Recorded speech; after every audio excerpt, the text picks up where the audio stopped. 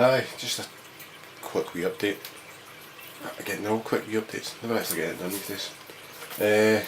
I mentioned a few videos ago that I was making some scenery for a friend at a warehouse, and I think he's using it for Pulp City in Eden, and started cutting out the full core the other night. It all sort of semi-built up to make sure it all fitted together, and as you do before you start gluing things. Left on the Saturday morning to go to the Malifaux Tournament and came back to find the cat and eaten half of it. So I've had to recut it all out again, so various bits and pieces. The idea behind it is it splits in two, so you've got the cuts I've still got to do will be sort of, as I was saying before, it was taking a leaf out of Dreadland's book, cutting the foam in one piece of paper away, and I've got these sort of wee brick walls cast in plaster, and just throw them together and sit quite easily like a mould for them, and put them in and plaster the outside, so it takes away the edges. There's a couple that's the idea being there's going to be holes blown through, and holes in the roof with girders and this sort of stuff. Basically the idea is to make it look like something out of Fallout 3. So I've been watching a lot of those videos trying to get some ideas and bits and pieces. The front door is actually going to be magnetised, so it's a roller door, and once it's magnetised you can take it on and off to let them into the building. Not quite sure what I'm going to do with the back door yet, or front door, depending how you look at it. Whether to cut out and make a door, or whether just to put sort of front facing of a door on there. It's going to be, well, planning on putting a long strip window, have the window smashed. Again, taking a leaf out of Dreadland's sort of book, using the plastic from blister packs. We'll see about cutting them out and making them look as though they're shot out a wee bit. Not sure how that will work out. He's also wanting a ladder up the back.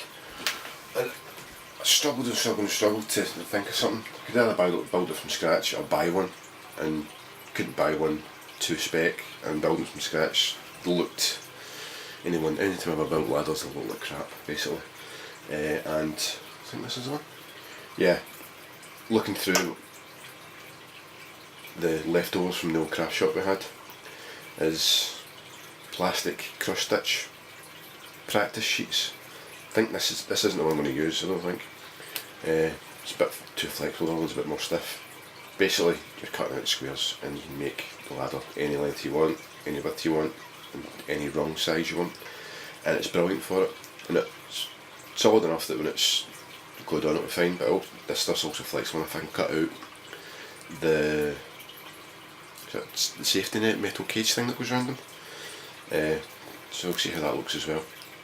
So yeah, we've got that. Not really got much else built recently. So I cut out a whole load of hills. They've not been finished because of the tournament at the weekend. Talking of the tournament, I've never been to a tournament yet and not had a fully painted crew.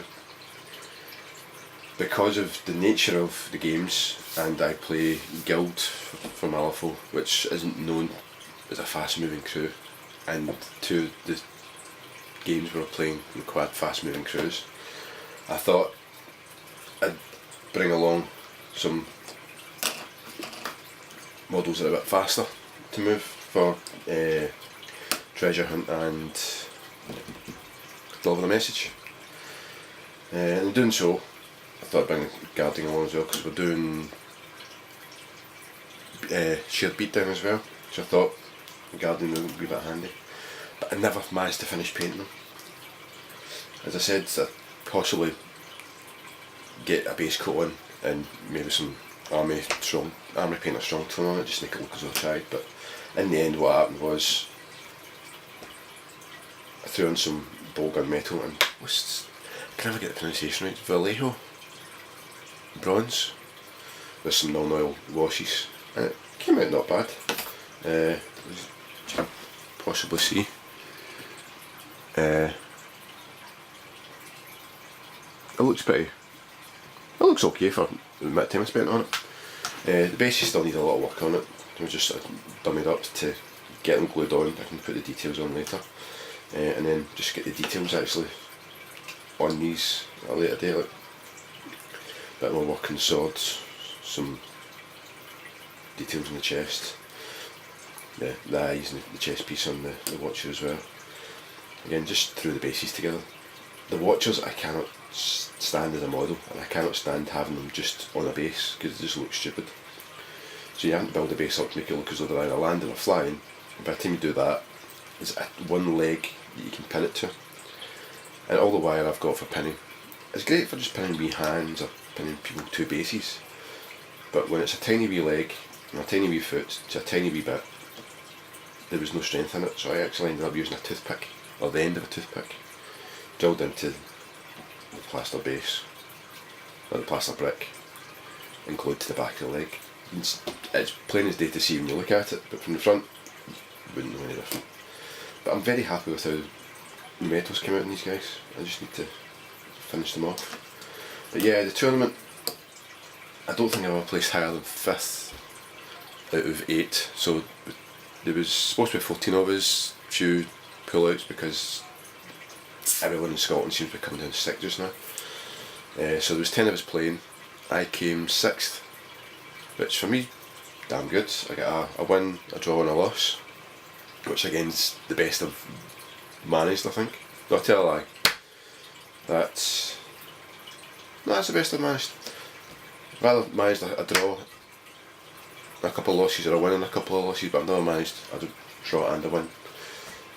So yeah, that's possibly the best day of Malifaux I've had, to be perfectly honest, because I'm not that great at it, but I enjoy it. But first game delivery messages was against Marcus, and there's no way I was going to catch him.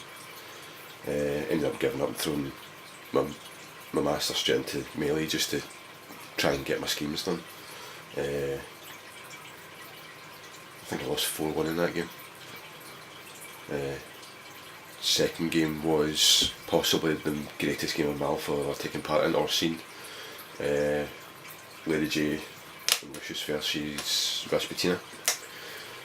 The guy I was playing against, Mark, who, for enough I'm building this building for, had never really seen what Lucius can do with reinforcements, and he crowded round the treasure. We couldn't pick up in the first round, so he crowded round with most of his models, and Lady J slingshotting behind them, killed one of them.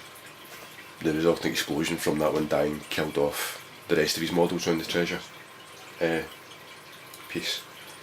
He then shot one of my stalkers, which blew up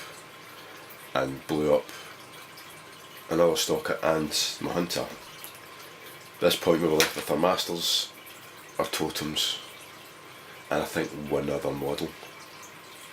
I think I had Lucius, Lady J and my totem, and a watcher, so I lie. And he had a couple of others. By the end of the next round, I had Lucius and the watcher, he had Rasputina, his totem and a gammon. And by the end of the game there was the watcher and the gammon vying for this treasure. It ended up being a 3-all draw. We got to turn 6, no idea how we got to turn 6 because by the end of turn 2 almost everything was wasted. It was hilarious. Game 3 was against another Mark. He was playing just a straight Lucius crew, and that was the sheer beatdown. He had more guys than me, but they were low sourcing costs, so I found it slightly easier to pick off his guys than he did mine, so I managed to pick up a couple of points from that. And one of my schemes came through, ITI. Not ITI. Was it ITI? The one where you've got to have either the same or one less or more than models in the game as your opponent. I4I, sorry, that's it. So I get that, and a couple of points. He got his unannounced schemes, so it was a 4-2 win for himself. Quite a close game, took forever, everyone else was finished. My treasure marker came in second to Joe, who'd done a love bug for Marcus that was brilliant. Pink with a bowler hat, loved it to pieces. I'm trying to think, how did the day go? Dave Hamilton came first, Paul came second, who came third? Joe came third with Marcus, of all people. Don't think I'll ever let that one down. Marcus coming third in the tournament. Irvin got the achievement league prize. I think he got something stupid like 21 achievement points. Everyone else was sitting down at 13. What else did we have? Oh yeah, best painted crew went to Mark. With his Rasputina crew, it's amazing. His proxies for the duet are, he didn't even have them on the table. They weren't taking part in the painted competition because they were proxies. But they were, the models were amazing and they were painted, they just fitted in so well. Best painted mini went to Dave Maguire. Oh, I don't know what mini it was that he won that for. I wasn't paying attention at that point. And Wooden Spoon went to Mark Watson, who was there for his first tournament at Worlds at War. But yeah, no, a fantastic day. Just sad it flew by so fast. Next game at World of War, I believe, is the 16th, which is my wife's birthday. So I highly doubt I'm going to that one. Next one in Glasgow is the 17th of March, day after. My wife should be coming back from Dundee at some point in that day, so I don't think I'm going to that one. We'll see how it all works out. She's away at a conference, so I want to try and give her a wee surprise while she's away. We'll see how that all pans out. Anyway, nice talking to you, and see you when this thing's a bit more built up.